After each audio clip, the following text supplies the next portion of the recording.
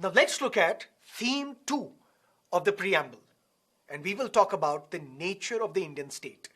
And what is the nature of the Indian state? Sovereign, socialist, secular, democratic, republic. Nature number 1, sovereign. What do we mean by sovereignty? As a sovereign country, India can make laws, India can unmake laws. India can take a decision, India may revoke a decision without any dictation by a foreign country. For example, there's a war between Russia and Ukraine. There is enormous pressure in India that you should stop buying oil or natural gas from Russia. Despite that, we are buying oil and natural gas from Russia. Why? Because we are sovereign. We can take a decision. We can unmake a decision without any dictation, without any threat from a foreign country. We are sovereign to make laws. We are sovereign to unmake laws. We are sovereign to take decisions. For example, S. Jaishankar, the External Affairs Minister of the Government of India, he was speaking to media, to the press. And media person asked question to S. Jaishankar, the Honorable Minister, why are you buying oil and natural gas from Russia? He made a beautiful statement. He said, yes, we are buying natural gas and oil from Russia consistent with our energy security. But if you're asking, why are you buying oil and natural gas from Russia? Maybe you should also ask the European countries. The amount of oil and natural gas that we buy from Russia every month is less than the amount of oil and natural gas that the European countries are buying from Russia in one afternoon, in less than a day. That means India is a sovereign country. We can make a decision. We can unmake a decision. We can make laws. We can unmake laws without any interference by any other country. This is the nature of the Indian state. Prior to our independence, prior to our constitution, we were not sovereign. Because who was taking decisions on our behalf? An alien government sitting in London. The Queen of England was making decisions on our behalf. The Queen of England was taking decision through her appointee, the Governor General of India. So we were not sovereign. But once the constitution was enacted, we became sovereign. That means now we can make laws. We can unmake laws. We can take decisions. We can revoke decisions without any interference by any other country. We passed farm laws, then we revoked farm laws as well, without any interference by a foreign country. Despite the fact what Canada may have to say on these farm laws, what United States may have to say on these farm laws, we still pass them, later we revoke them as well, because we are sovereign. Sovereignty means the ability of our state to take a decision, to make a decision, to unmake a decision without any interference by a foreign country. That's sovereignty. So nature number 1 of the Indian state is that we shall be sovereign. Nature number 2, democratic. It is possible that a country may be sovereign. A country or a state may be sovereign, but despite that, it may not be democratic. For example, there are monarchies. For example, there are dictatorship regimes. For example, there is a dictator in North Korea. Is he not sovereign? Yes, he is. There is monarchy in Saudi Arabia. Does that mean they are not sovereign? They are sovereign. They can take a decision. They may unmake a decision without any interference by a foreign country. So sovereignty does not mean that you should be democratic as well.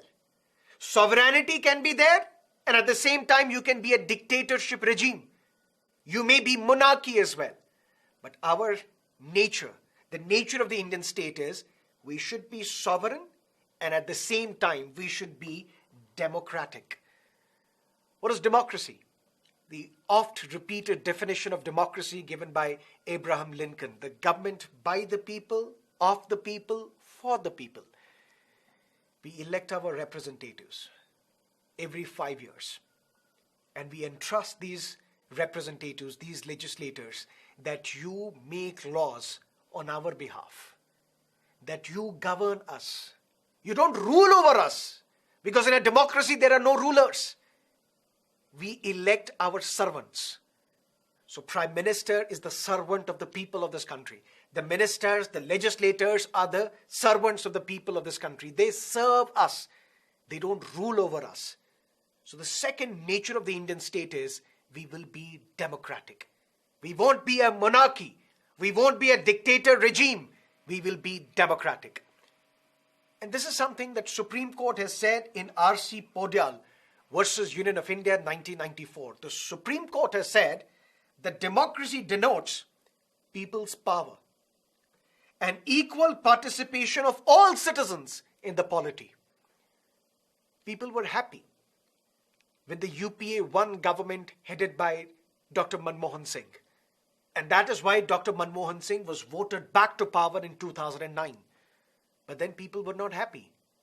That is why people exercised power over the polity, removed Dr. Manmohan Singh, and in came Mr. Modi as the Prime Minister of this country in 2014.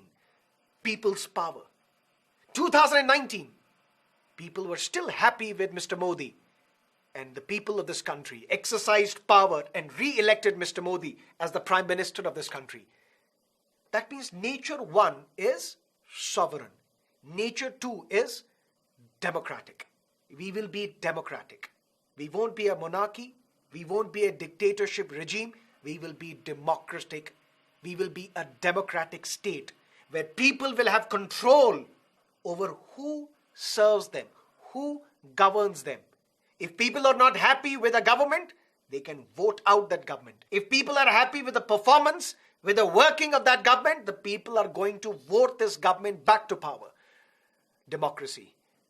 Equal participation of the people.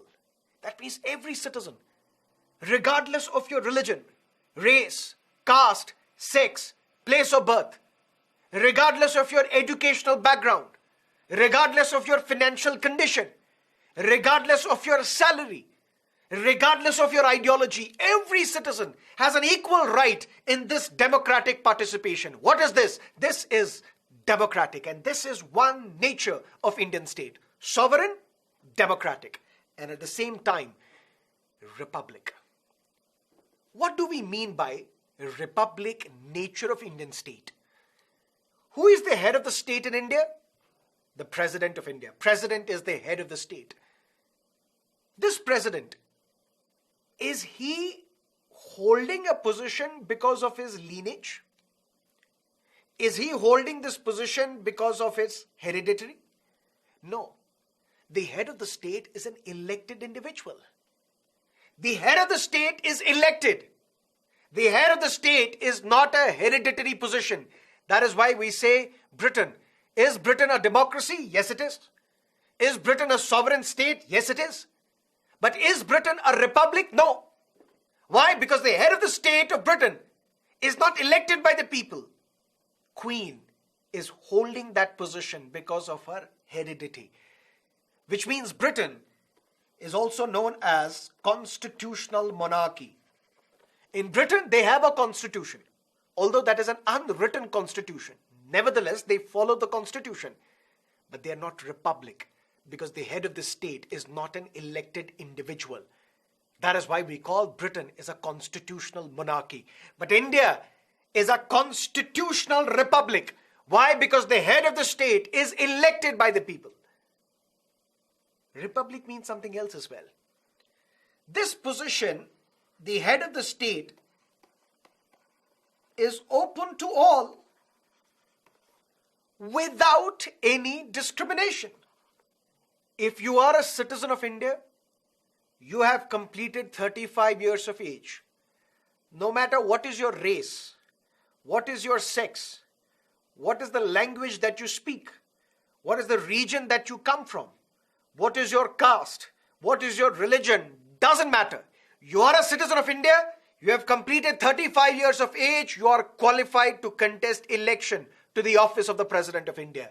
This is what? This is the republic nature of Indian state. Our state will be sovereign. Our state will be democratic. Our state will be republic.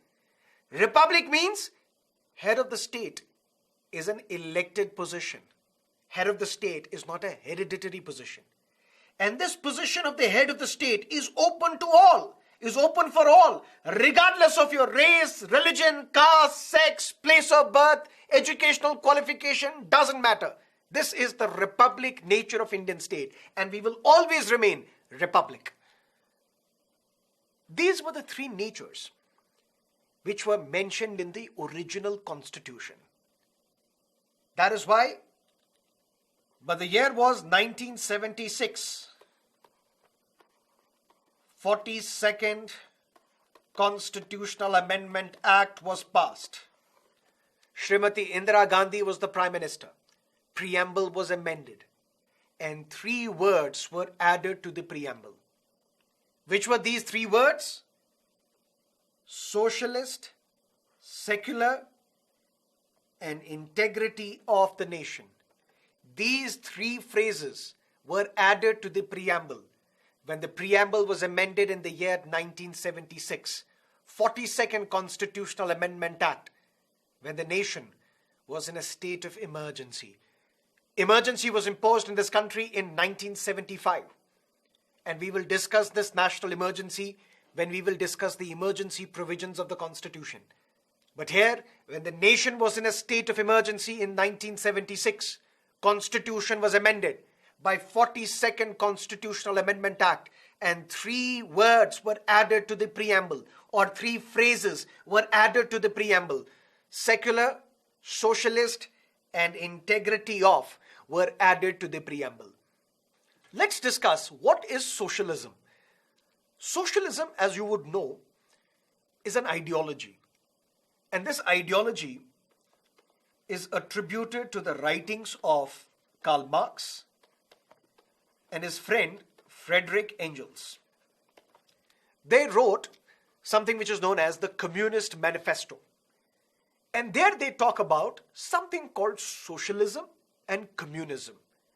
Let's briefly understand what do we mean by socialism and communism. For that, let me briefly take you to the writings of Karl Marx and Friedrich Engels. They say that there is a cyclical nature of history. History goes through various cycles. And then in this cycle, history will end at some point.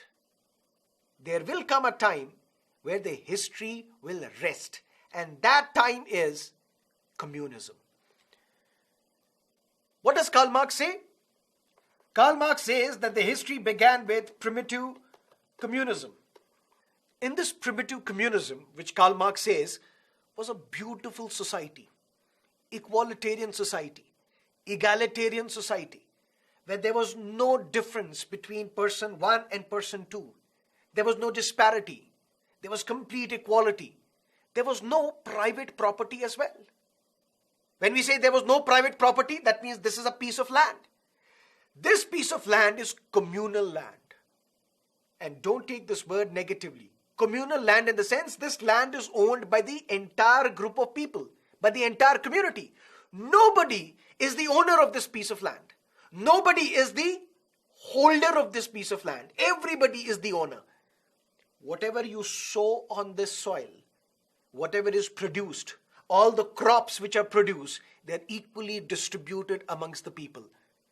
That means there was a beautiful society when the history started. A beautiful equalitarian society. A beautiful egalitarian society. Where there were no rich and no poor. Where there were no haves and have-nots. A beautiful equalitarian, egalitarian society. But then Karl Marx says this society got destroyed. And this society then degenerated into ancient society. And once this primitive communism got destroyed and ancient society emerged, from this point, 2 classes of people emerged. Haves, have-nots. Who were these 2 classes of people in ancient society? Masters and slaves. Masters were haves, slaves have-nots. Basically means these were the people who controlled everything, and these were the people who were discriminated against, who were subjugated. This ancient society also got replaced by feudal society. How did the society change? We don't have to get into that because that's the domain of sociology.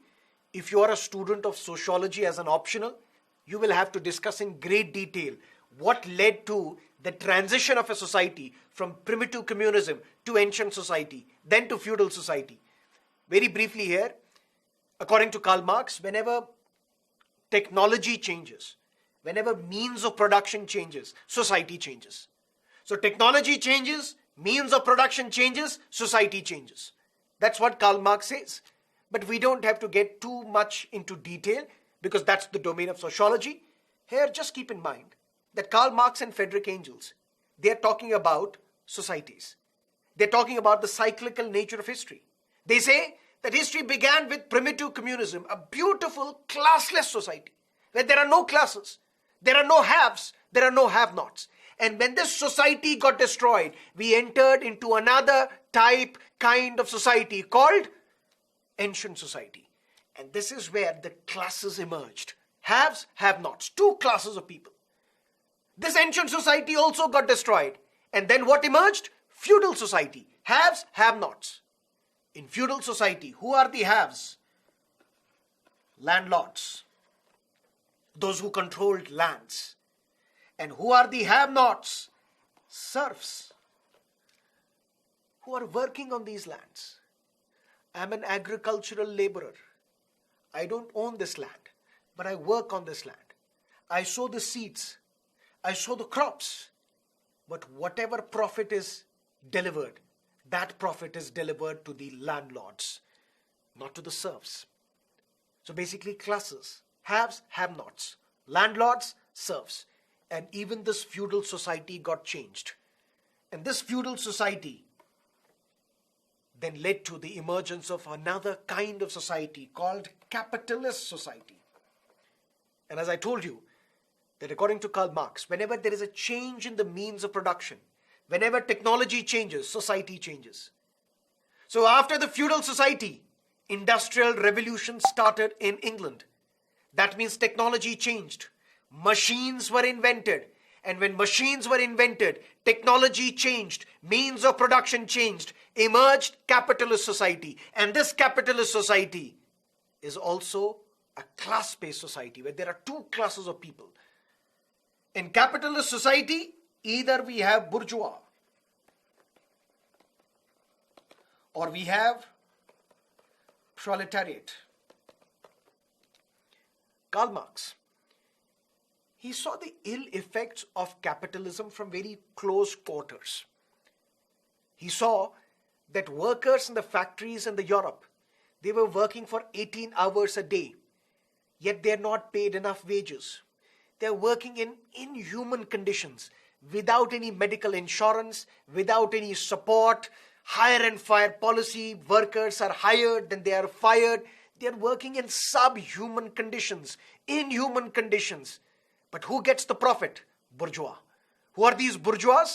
The capitalist class, those who are the owners of these industries and factories. And who gets the profit? The bourgeois. And who is generating this profit? Proletariat. But they're not getting the profit. They're just getting salary. And at the same time, they're working in inhuman conditions. Karl Marx saw this inhuman treatment of workers in these factories from very close quarters, and he gave a slogan. All the workers of the world, unite. Unite so that we overthrow this capitalist system. This capitalist system is exploitative.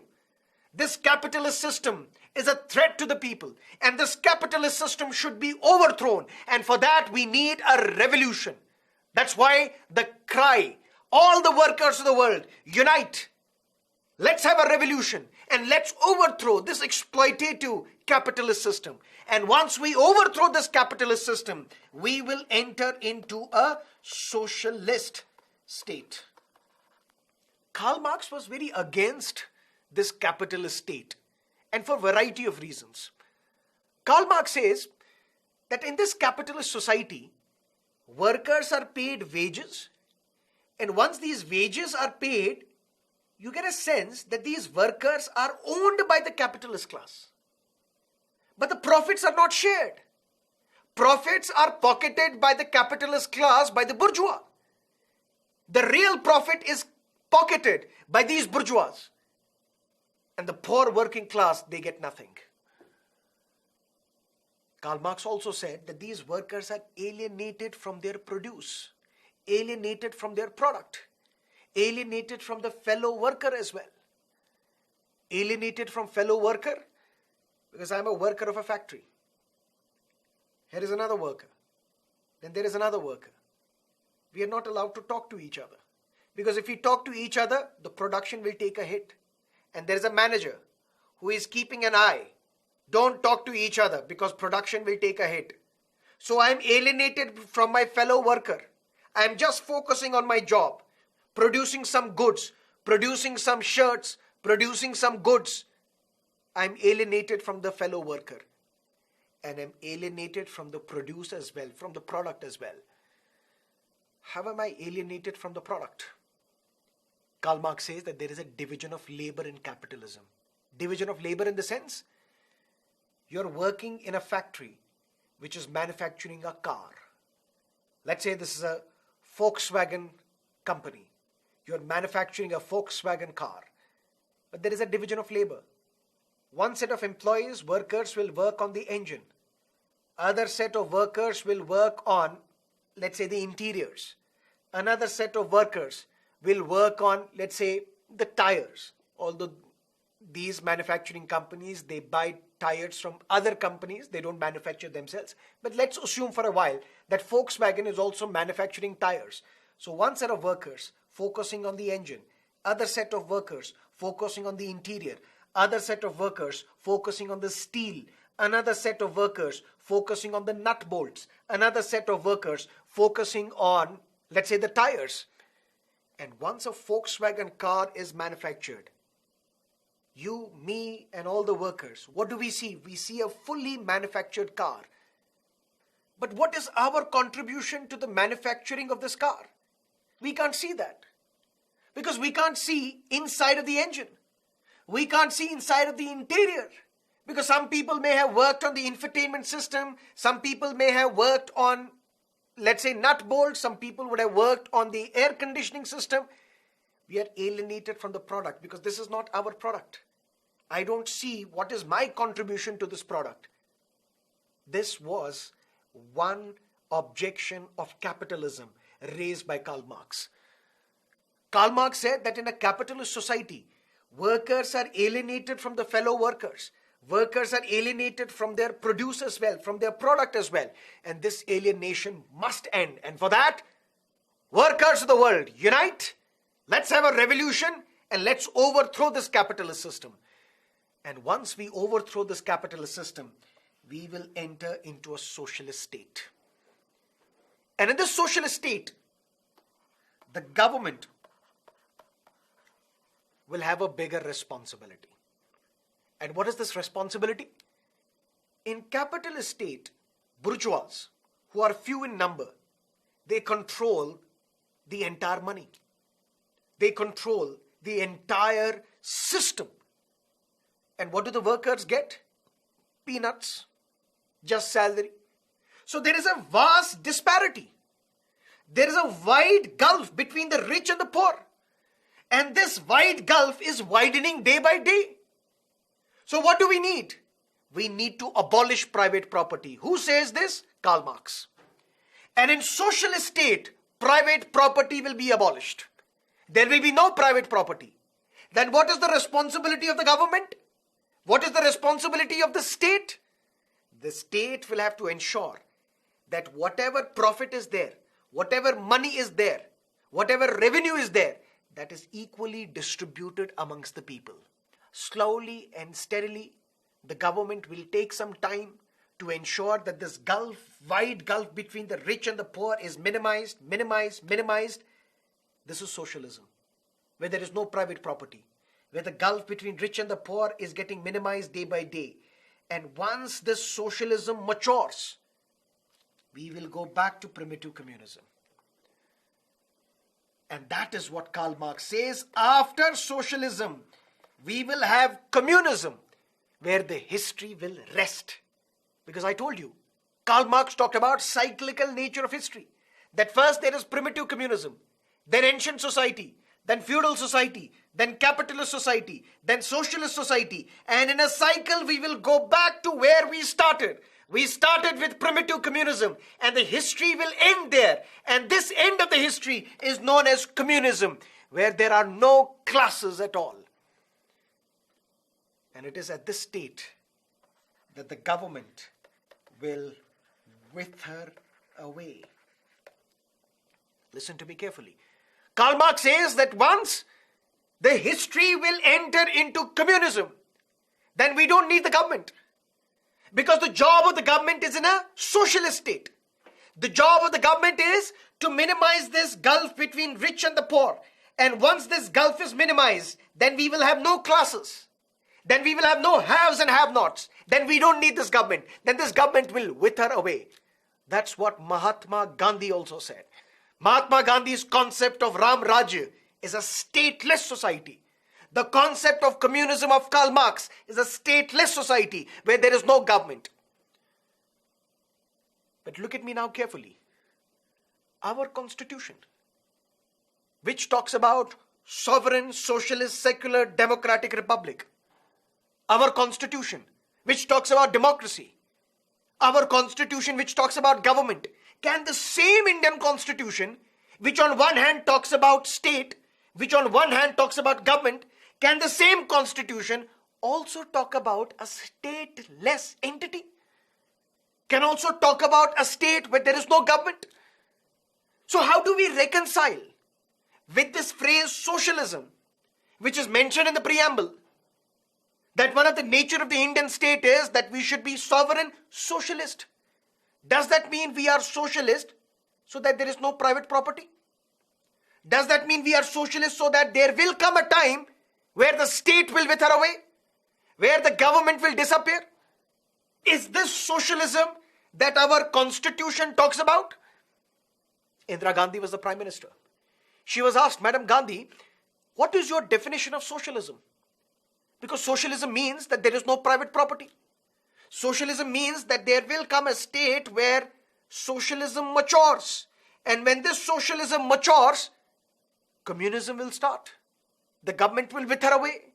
The government will disappear. The state will disappear. It will be like people's rule again. It will be now back to primitive communism, where there are no haves, have-nots. There are no bourgeois and proletariat. There are no masters and slaves. There are no lords and serfs. There is no private property. Everybody is equal.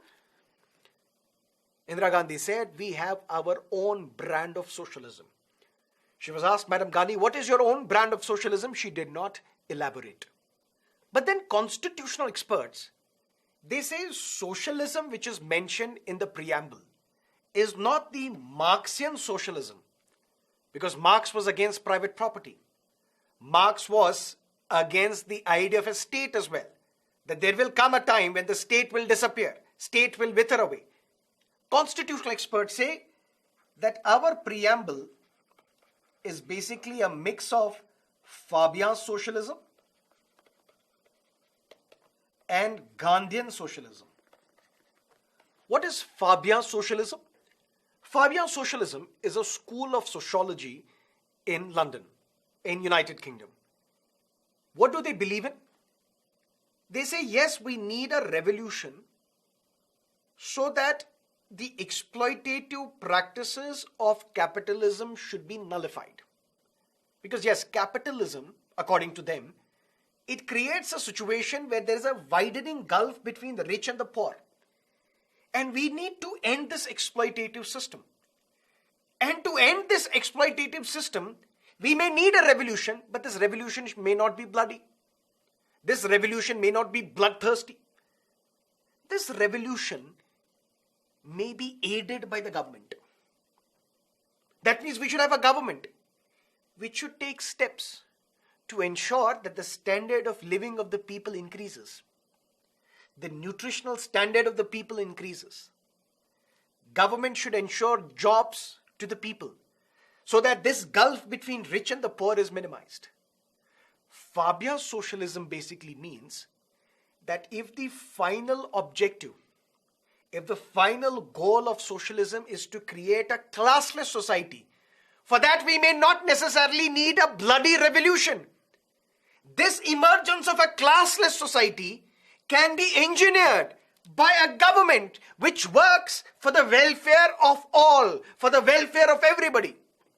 So if the goal of socialism is to create a classless society, this classless society can be created, can be aided by the welfare programs of the government. So we need government to keep a check on the ugly wealth of the rich. We need a government to uplift the weaker sections of the society, the downtrodden sections of the society, the marginalized sections of the society, so that the gulf between rich and the poor is minimized. That is why constitutional experts say, when we talk about socialist or socialism in Indian context, that doesn't mean there will be no private property. Private property is allowed. Socialism means Fabia socialism, which means the government of the day will have a role to ensure that this gulf between rich and the poor is minimized. The government will have a role to uplift the downtrodden and weaker sections of the society. And that's what our government did. When there was a lockdown because of COVID-19 pandemic, what did the government do? The government provided free ration to the people. What did the government do? Ask the banks that you have to provide collateral-free loans to the street vendors, to the MSME sector. What is our government doing? Or what the successive governments have been trying to do? Providing insurance to the people, providing free medical aid, providing free medical care to the people, providing free vaccination to the people. So we need government to keep a check so that the gulf between the rich and the poor is minimized. This Fabia socialism, which is basically Gandhian socialism as well, where Mahatma Gandhi believed that we need to ensure that the standard of living of the people increases. We need to ensure that those who are from weaker sections of the society should also be uplifted. We need governments to implement social change in our society. And that is what socialism is in Indian context. Long story short, preamble tells us, or we can break down preamble into 4 themes. One is, we the people. What does this signify? What is the source of the authority of Indian Constitution? And what is the source? The people of this country. The 4th theme is, date of adoption. The date on which the Constitution was adopted. 26th November 1949. But the Constitution was enacted. It entered into force on 26th January 1950. Why? Lahore Declaration of Indian National Congress in 1929, where the Congress party thundered and said the goal of Indian National Congress is Purna Swaraj, complete independence. Then what about 2 other themes? Theme number 2, what is the nature of the Indian state? And what is the nature? Sovereign. We understood that. Democratic. We understood that. Republic. We understood that. Socialist. What do we mean by socialism?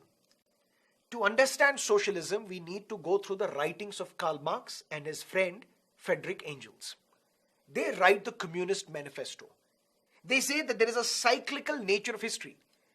History started with primitive communism, and then the society got changed, and we entered into ancient society. And from there onwards, classes emerged. Haves, have-nots. Whenever means of production change, Whenever technology changes, society also changes. So ancient society changed into feudal society. Feudal society changed into capitalist society. And this capitalist society is exploitative.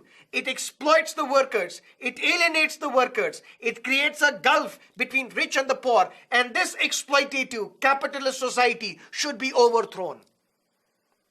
And for that we need a revolution. That is why Karl Marx said, all the workers of the world, unite. Let's have a revolution and overthrow this capitalist system. That's why Karl Marx was against religion as well. Karl Marx said religion is like an opium. Religion is like an opium. If people believe in religion, they will not believe in revolution. Why?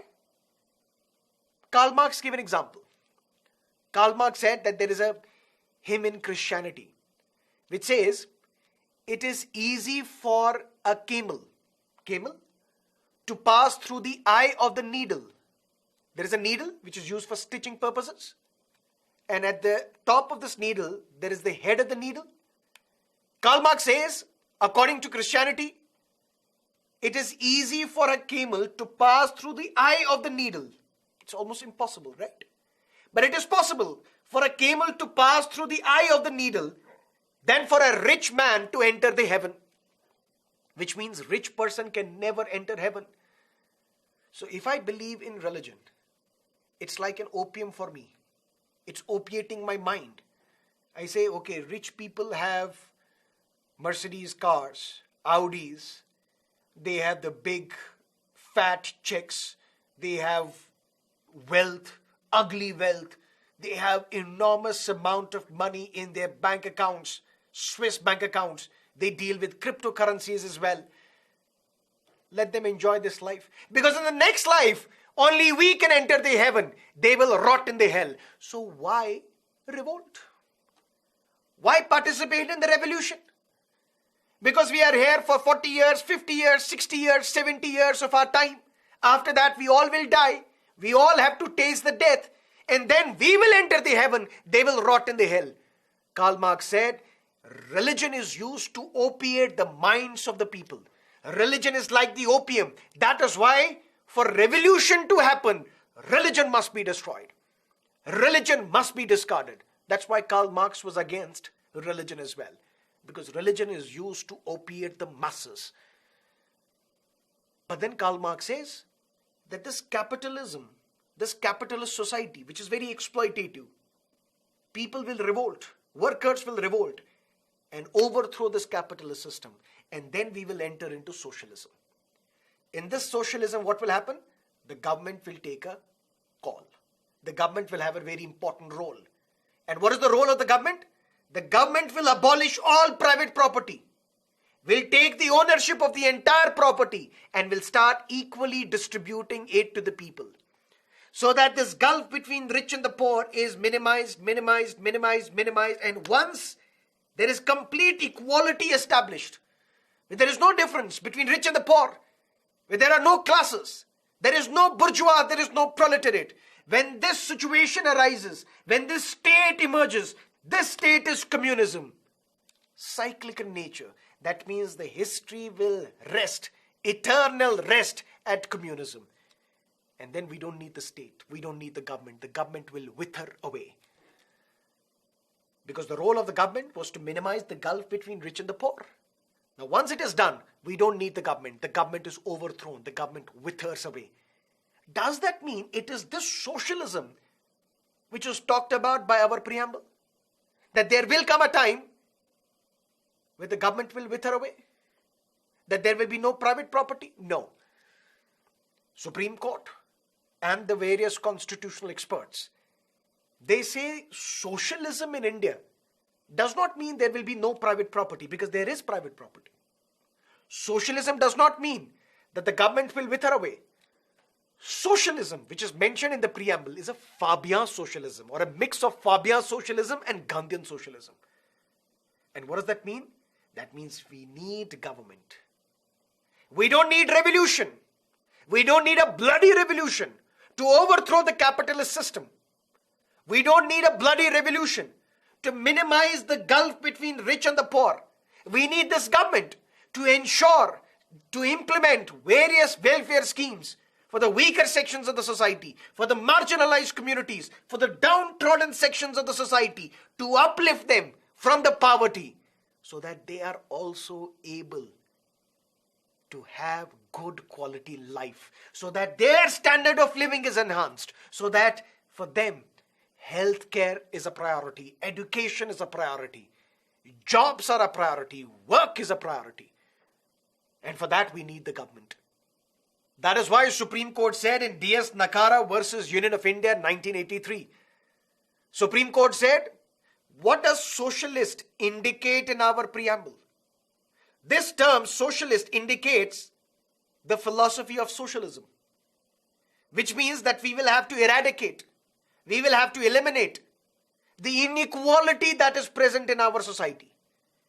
And this inequality is income-wise as well, standard of living-wise as well, status as well. Standard of living of different sections of the people different in India. Income is different. Status is different. This is where inequality lies.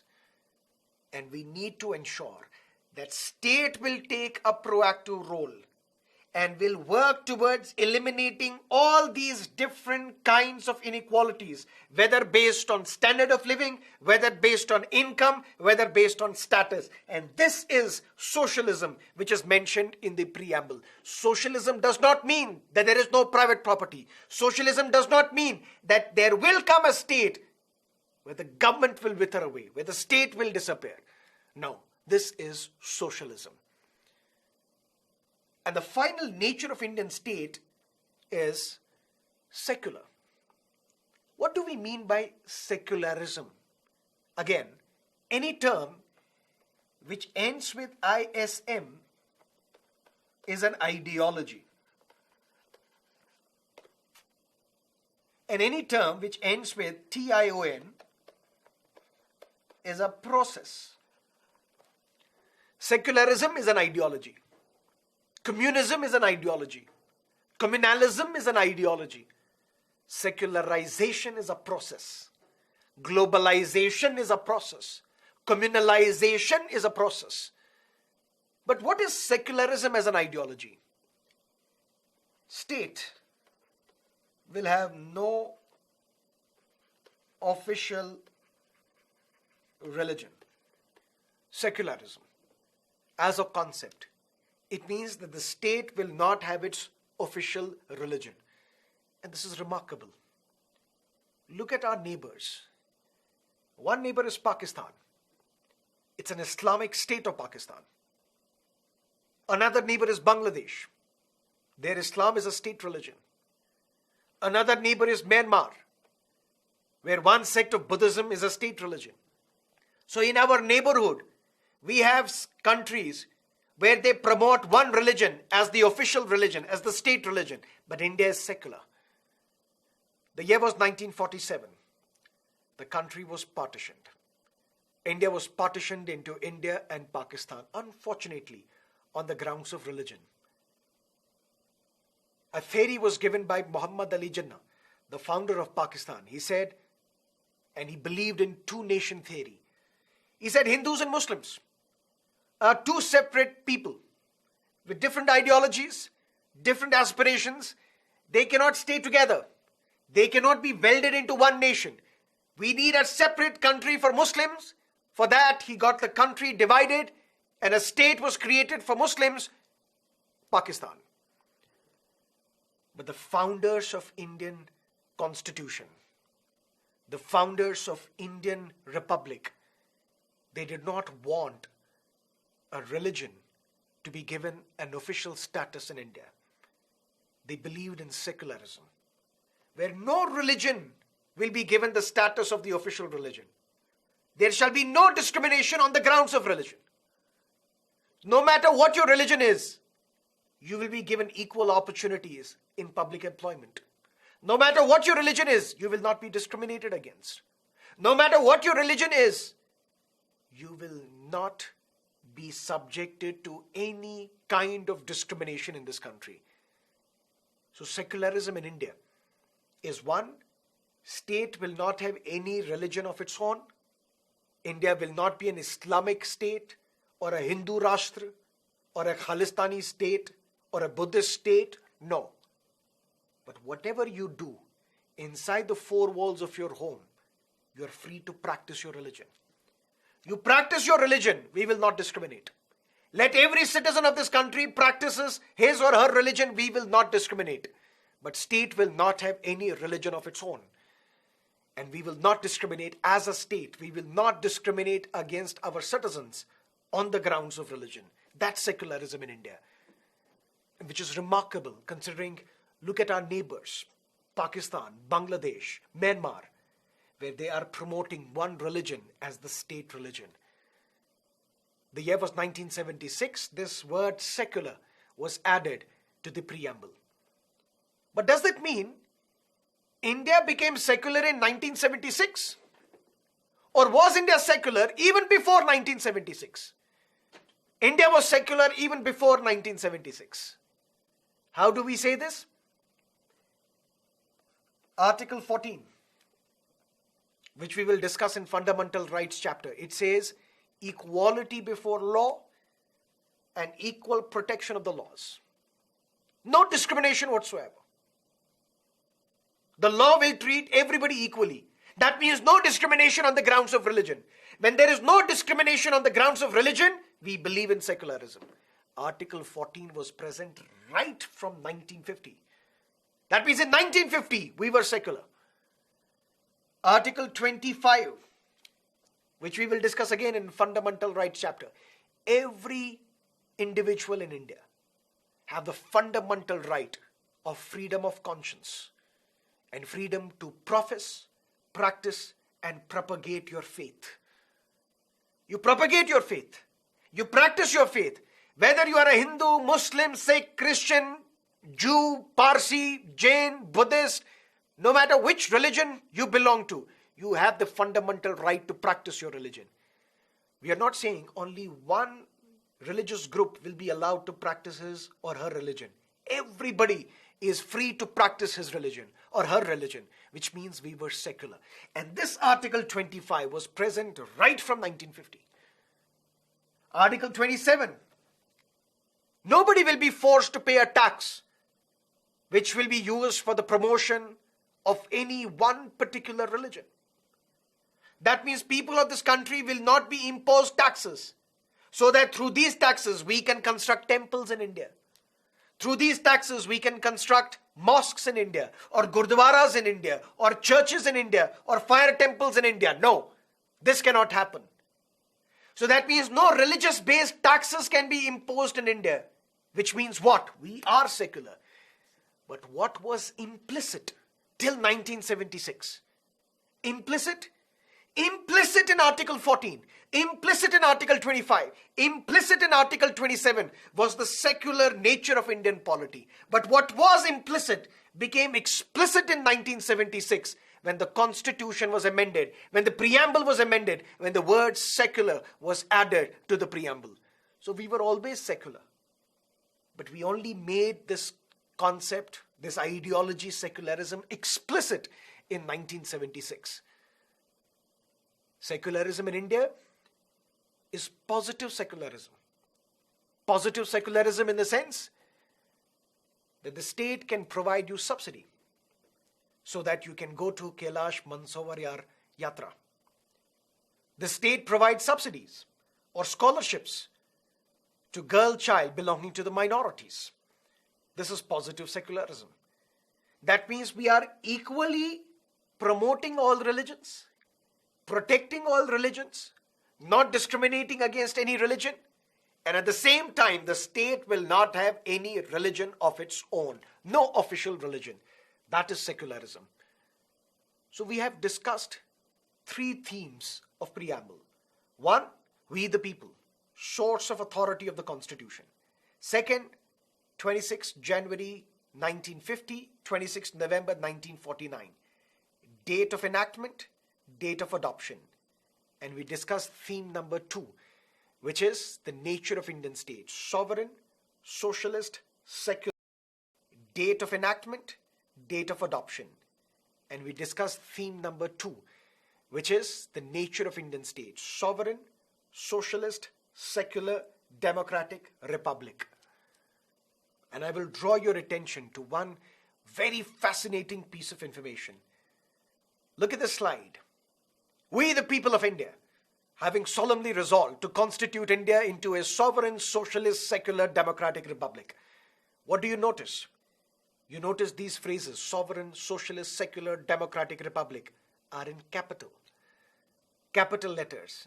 And at the same time, there is no comma separating sovereign from socialist, socialist from secular, secular from democratic, democratic from republic. What does that mean?